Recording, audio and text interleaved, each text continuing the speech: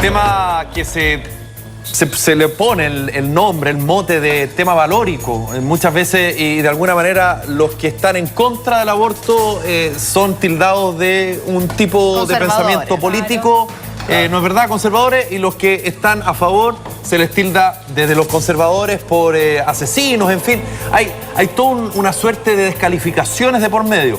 Creo que lo interesante de todo no se genera ahora, se generó el año pasado, cuando la entonces senadora de la UDI, Evelyn Matei, presentó un proyecto de ley junto al socialista Fulvio Rossi, que de alguna manera cruzó, ¿no es verdad?, la vereda política y dijo, ¿saben qué?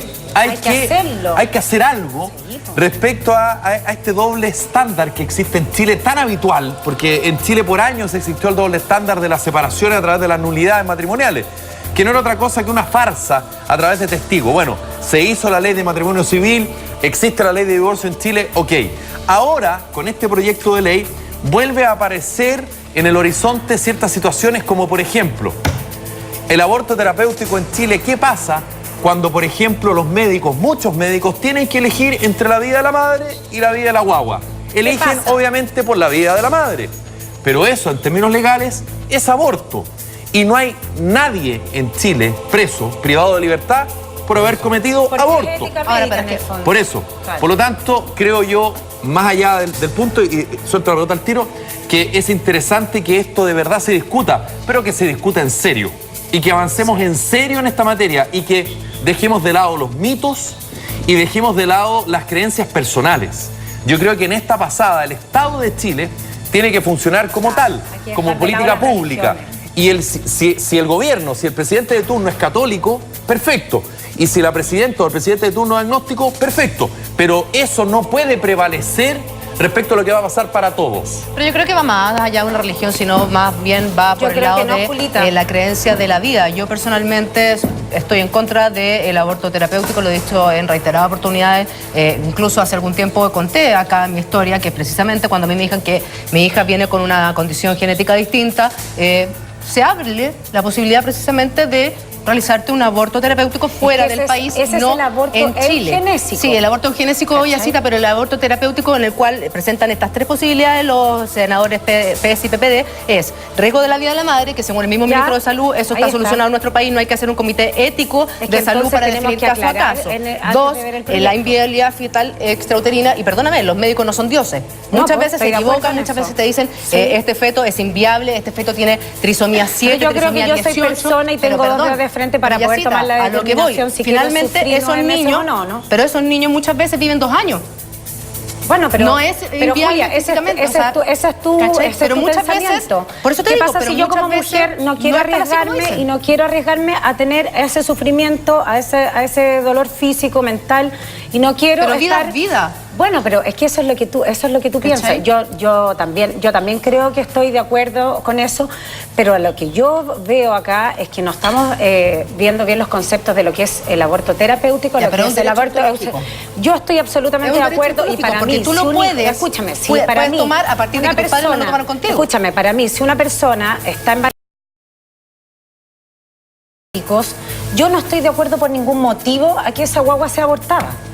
Para mí eso no tiene nada que ver, pero sí, si yo tengo en mi vientre una guagua que va a nacer y en el mismo minuto en que nace va a morir, yo sí estoy de acuerdo que esa persona pueda hacerse un aborto. ¿Y quién te asegura que esa guagua que nace va a morir? No lo sé, pero yo creo, bueno, pero si a mí el doctor me dice, es que en alguien hay que confiar, bueno, si por algo existe la ética médica. Pero el caso que veíamos en la nota, vivió 2 años.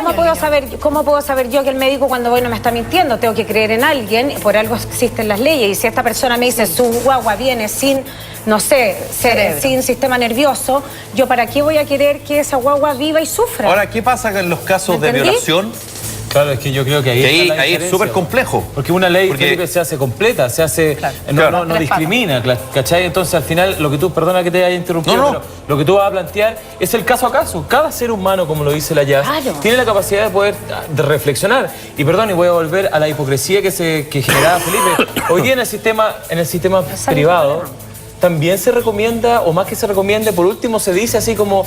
Bueno, aquí en Chile usted sabe que no se practica el aborto ni nada por el estilo, pero usted Usted sabe. En Inglaterra. Podemos, claro, Inglaterra no sé cuántos o lo años, hacemos acá y lo hacemos pasar por apendicitis. Entonces, a esos personajes que en definitiva, entre comillas, dicen no, la ley del aborto, a esos personajes yo sancionaría. ¿Me entendí? O sea, porque te dan la plataforma para. Entonces, en vez de recomendarte y hacer, como lo dice la Jazz, una contención, y como lo dice Felipe, frente a una violación, cuando tú violas a alguien, y hoy día la medicina ha avanzado tanto, y hay una pastilla, una píldora del día después, donde se puede solucionar, donde se le provocó una situación traumática a alguien, donde casi a lo mejor se mató a alguien psicológicamente, es que también hubo la autoridad le pide, oiga, tenga la cabeza suficiente para tener después de esta situación traumática, tenga su hijo 9 meses. Creo que es muy delicado. Ahí también dice que hay otro debate, Julia, porque es un tema valórico, porque ahí estamos, yo te entiendo, yo también soy provida, soy mamá y bajo ningún punto de vista quisiera abortar a ningún niño, pero yo creo que si existe la posibilidad de que a mi hija la violan hoy día, ¿ya? A mi hija la violan, tiene 14 años y está embarazada, quedó embarazada. Yo pienso en mi hija. Obvio. Lamentablemente uno es egoísta, yo pienso en mi hija y yo digo, yo no quiero que mi hija tenga una guagua de una persona que abusó de ella. Yo sé que la guagua no tiene la culpa, pero en muchos casos la pregunta es, ¿qué opina la futura o posible madre de eso? Exacto. Porque muchas veces las familias se protegen respecto al qué dirán o lo que se proyectan de alguien más. ¿Y qué pasa si la cabra efectivamente tiene todo y tiene ganas de tener la guagua? La semana pasada hablábamos del caso de la hija del Flaco, del humorista de Dinamita Show, que le contó que estaba embarazada de Paul Vasco. Y lo primero que 15 años tiene, ¿no? Sí, 15 años. Lo primero que le dice es, ¿y lo quieres tener? Sí, pero muy distinto a quedar embarazada por una relación, por supuesto, una violación. Fuimos a la calle a preguntarle a la gente qué opina acerca de este proyecto de ley de aborto terapéutico, si está de acuerdo en los 3 casos o en uno solo, y esto fue lo que sucedió. Por supuesto. Porque en realidad es una violación. Es algo, digamos, que no es voluntario, ¿cierto? No hay amor, no hay ningún tipo, digamos, de sentimiento involucrado. Me costaría mucho, porque es una vida de todas maneras. Bueno, si es mayor de edad, ella puede decidir. Si no, ya, yo creo que sí. Difícil pregunta. Tendría que pensarlo mucho. En principio, no. Pero yo creo que el amor a una criatura, a una vida y a un hijo que desgraciadamente bajo esta circunstancia también es de ella, o sea, lleva parte de ella también. Sí, 100%. ¿Por qué? Porque uno es dueño de su cuerpo, y especialmente si pasas por algo tan malo como una violación, claro que sí. Yo creo que sí. ¿Por qué? Porque es un trauma por el resto de la vida. Va a mirar al niño y va a decir, pucha, esto fue un abuso. Que hicimos respecto a si es que a su hija, esa era la pregunta, claro. Si a su hija la violaría, ¿usted está de acuerdo con el tema del aborto? Ahora, también a propósito de la discusión que se dio previo a esta encuesta, que hizo relación con la píldora del día después. Es que discusión que también se dio. ¿Cuándo nace la vida? Empieza la vida. La discusión de cuándo empieza la vida, ni la comunidad médica se ha puesto de acuerdo. Obvio. Y como suele ocurrir en estos casos, quien, por ejemplo, es católico y conservador, ocupa el documento médico o el artículo de donde aparece la revista médica que a ti te establece que la vida comienza en tal momento.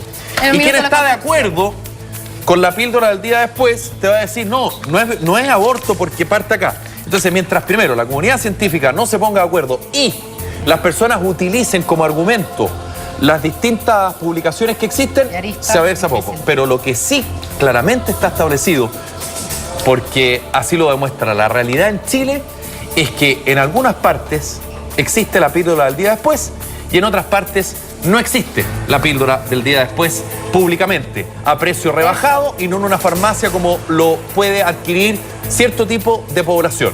En Chile hay algunos consultorios y en algunas municipalidades que se autoriza la entrega de la píldora del día después. Y en otros municipios y en otros consultorios no se entrega la píldora del día después para chiquillas que en una de esas lo pasaron bien una noche y se arrepintieron, o que también fueron violadas. Entonces la pregunta es, ¿el Estado le entrega la píldora del día después a todas o a las que pueden adquirirla? Claro. Esa es la discusión, ese es el tema de fondo. Entonces, mientras no nos pongamos de acuerdo en la base, bueno, van a aparecer casos por allá, van a aparecer casos por acá. La ley no es igual para todos. Entonces claro, la discusión se pierde en su foco, creo yo.